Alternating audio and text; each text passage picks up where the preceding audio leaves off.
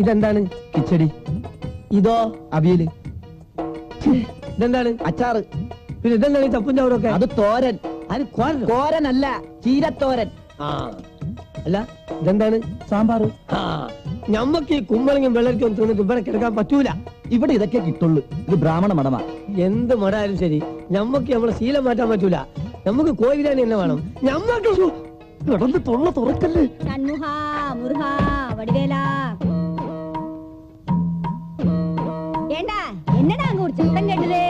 സ്വാമിജി ഭക്ഷണത്തിന് മുമ്പ് മൗനം ഭഞ്ജിച്ച് ചില ശ്ലോകങ്ങൾ ചൊല്ലും, എന്നിട്ടേ ഭക്ഷണം കഴിക്കും.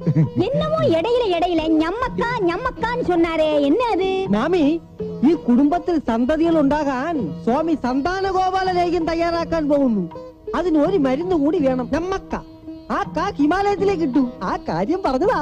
മുരുഹാ, ആ ഞമ്മക്കാ കൂടി നമ്മുടെ സ്വാമിക്ക് കിടക്കണം. இந்த വീട്ടിലെ നിറയെ കുഴந்தைകൾ പിറക്കണം സ്വാമി. അതാണ് എന്റെ ആശ. ഈ വയസ്സുകാലത്ത് ഞമ്മക്കല്ല തടിയങ്ക ശാപ്പിട്ടാലും ഞങ്ങൾക്ക് കുളന്തേ പറക്കാതെ. അമ്മ പോയി തൂങ്ങിയാട്ടെ, സ്വാമി ശാപ്പിടട്ടും. അനന്താ, സ്വാമിക്ക് എന്നെ വേണമോ അടുത്തിരുന്ന് ഗൗനിച്ചുക്കോ. ഒരു കുറയും വരപ്പെടാതെ. മുരുഹാ, ഷൺമുഹാ, നാരായണ.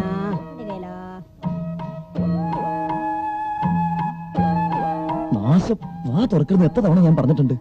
കൊടല് കരിഞ്ഞു മണക്കണ്. അറ്റ്ലീസ്റ്റ് ഒരു കോഴി ബിരിയാണെങ്കിലും. ഈ രാത്രി ഞാൻ എവിടെ പോയി കോഴിയെ പിടിക്കാനാ? സ്വാമിജി, ഇപ്പൊ ഇത് കൊഞ്ചം കൊഞ്ചം ആ ശാപ്പിട്.